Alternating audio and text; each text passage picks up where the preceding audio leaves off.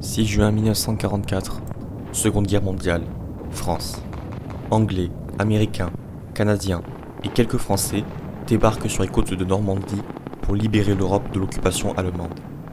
Ce débarquement est un succès qui, moins d'un an plus tard, force l'Allemagne nazie à capituler. Cette opération s'inscrit dans la continuité des autres débarquements alliés, en Afrique du Nord en 1942, en Italie en 1943 et en Provence en 1944, qui furent eux aussi des succès.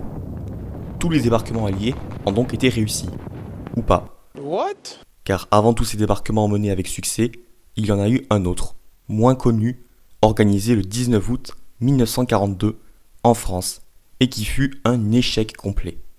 Alors aujourd'hui, je vous propose de revenir sur l'histoire de cet échec, du premier débarquement allié mené sur le sol européen, le raid de Dieppe.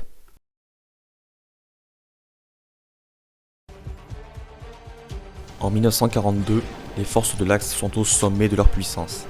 L'Allemagne est aux portes de Moscou, et avec l'Italie, elle malmène les forces anglaises en Égypte en se rapprochant dangereusement du canal de Suez.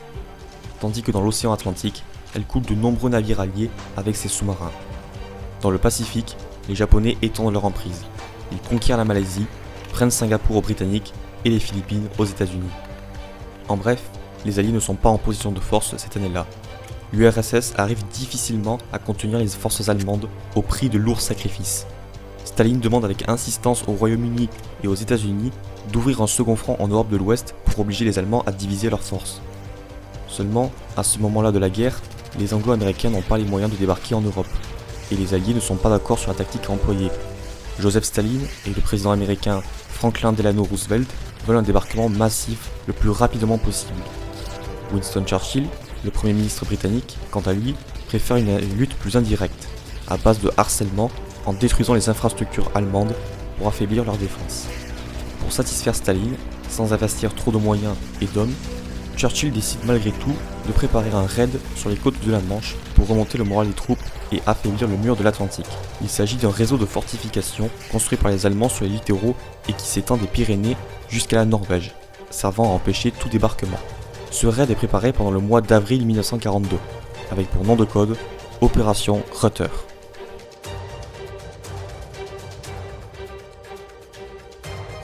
L'objectif de l'opération est de détruire le maximum d'infrastructures allemandes d'un port de la Manche, radars, aérodromes, dépôts de munitions, etc.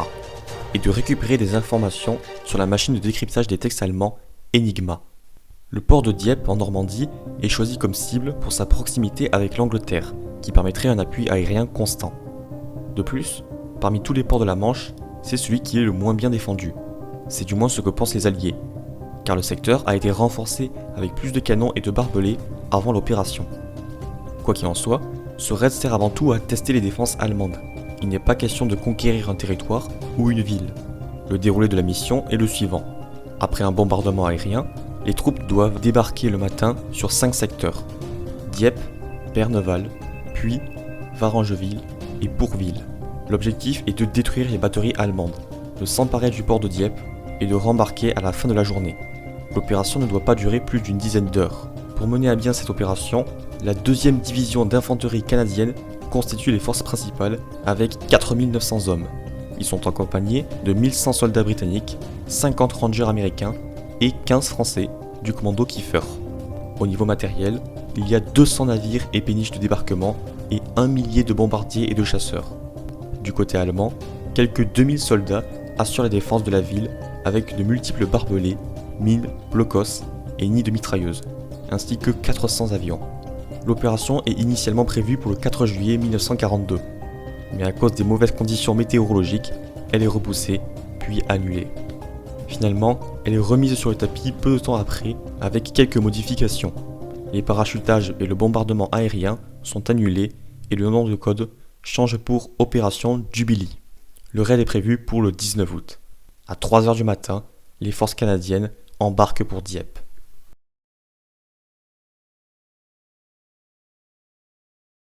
À 4h45, l'opération commence et les hommes débarquent sur les plages normandes. Seulement, tout ne se passe pas comme l'état-major l'avait espéré.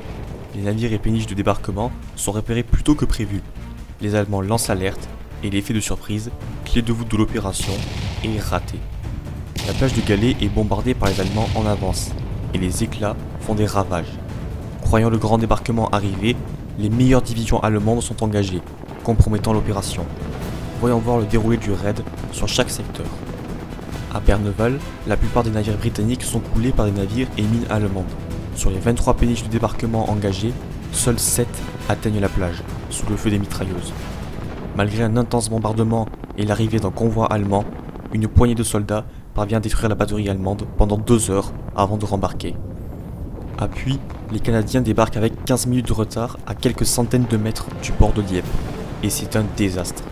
N'ayant aucune protection, ils se font décimer dès les premières minutes du débarquement. Sur les 650 soldats débarqués sur le secteur, seule une vingtaine d'entre eux réussirent à rembarquer. Le reste fut tué ou fait prisonnier. Seul exploit accompli, la prise de 2 maisons fortifiées qui ont été tenues jusqu'à 16h30. À Pourville, les hommes débarquent sans trop de difficultés et parviennent à s'infiltrer dans les terres.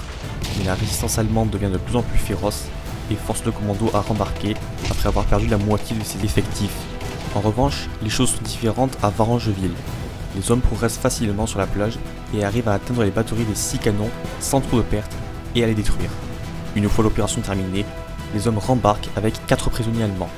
Cette opération fut la seule de tout le raid à être parfaitement accomplie.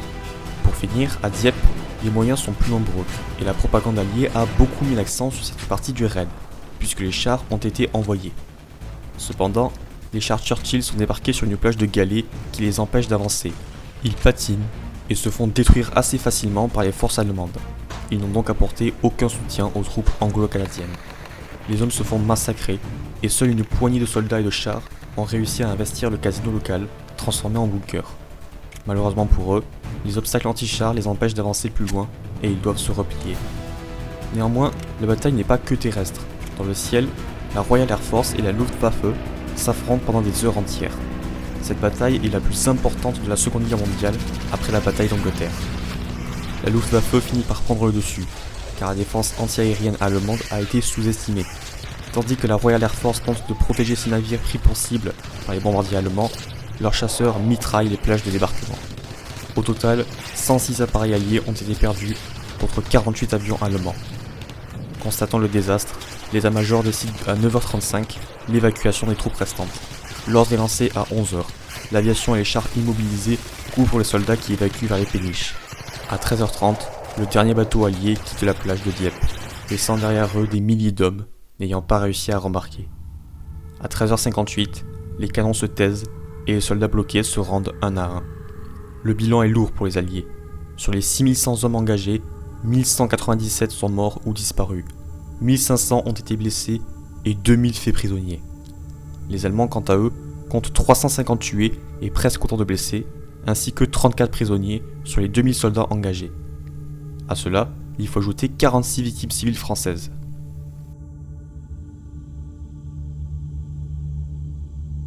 Le raid de Dieppe est un échec complet. Les objectifs n'ont pas été remplis et les pertes sont bien supérieures à celles imaginées. Les 3/4 des effectifs envoyés ont été mis hors de combat. Pour minimiser son échec, l'état-major allié interdit toute publication sur le raid pendant 24 heures, avant de le faire passer pour une victoire ou comme un sacrifice héroïque. Mais la vérité finit par éclater. L'opération fut un bain de sang. Du côté allemand, le Troisième Reich en profite pour réaffirmer sa propagande, en étalant au grand public le désastre du raid. Pierre Laval, le chef du gouvernement de Vichy, propose au maire de Dieppe de remettre la croix de fer à la ville.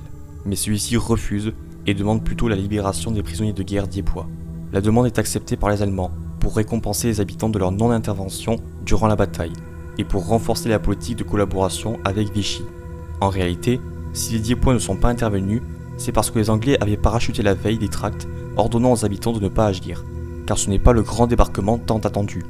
Finalement, 1581 Diepois ont été libérés entre 1942 et 1943.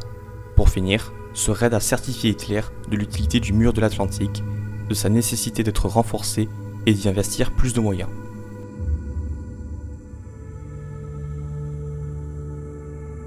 Quelles sont les causes de l'échec du raid de Dieppe ? Eh bien, elles sont multiples. La sous-estimation des défenses allemandes, le manque d'appui aérien et naval, l'utilisation de matériel inadapté et le manque de connaissance du terrain sont les principales. Cette opération, malgré le nombre important de victimes, a permis aux Alliés de retenir de nombreuses leçons pour leur futur débarquement. Premièrement, il ne faut pas attaquer les ports frontalement car ils sont faciles à défendre.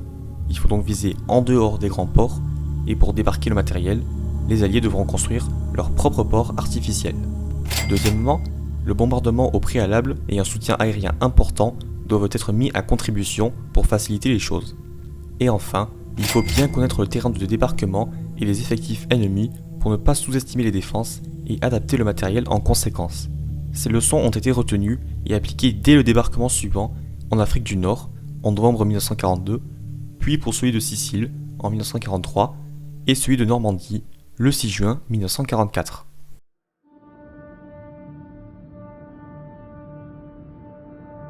Malgré son faible impact dans le déroulé de la Seconde Guerre mondiale, le raid de Dieppe a profondément marqué le Canada.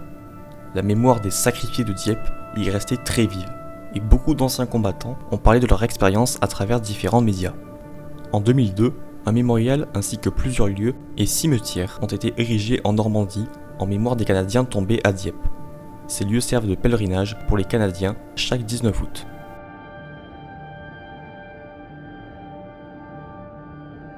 Après le raid, la thèse du sacrifice nécessaire à la préparation du débarquement du 6 juin fait consensus dans la mémoire collective et parmi les historiens. Cette thèse est surtout soutenue par le commandant de l'opération, Lord Louis Mountbatten, et par les anciens combattants qui ressentent le besoin de donner un sens à leur sacrifice et à celui de leurs camarades. Mais à partir des années 60, la thèse du massacre inutile a de plus en plus d'adeptes et le débat sur le sujet s'intensifie.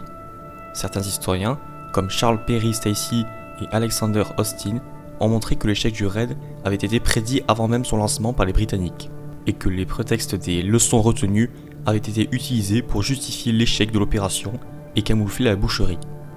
Ces historiens affirment que les responsables ont tenté de se dédouaner de leur responsabilité dans l'échec, et qu'ils ont préféré miser sur l'effet de surprise plutôt que sur la force de frappe, ce qui causa des morts supplémentaires inutilement. Alors, qu'en est-il au final ? Sacrifice nécessaire ou bien massacre inutile ? Eh bien, un peu des deux. Comme dit plus tôt, certaines leçons nécessaires ont été retenues grâce à ce raid, tandis que d'autres étaient déjà connues et évitables, mais n'ont pas été mises à contribution, augmentant inutilement le nombre de victimes.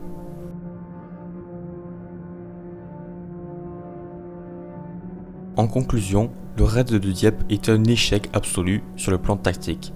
Aucun des objectifs n'a été accompli, il causa un grand nombre de victimes inutilement, et le moral des troupes ne s'est pas amélioré. Tout cela à cause d'une mauvaise préparation et d'une sous-estimation des forces ennemies. Malgré tout, cet échec fut porteur de leçons importantes et nécessaires à la réussite d'un débarquement, ce qui permit aux Canadiens de finalement libérer la ville de Dieppe le 1er septembre 1944. Sans ce raid, le cours de l'histoire de la Seconde Guerre mondiale aurait pu être bien différent.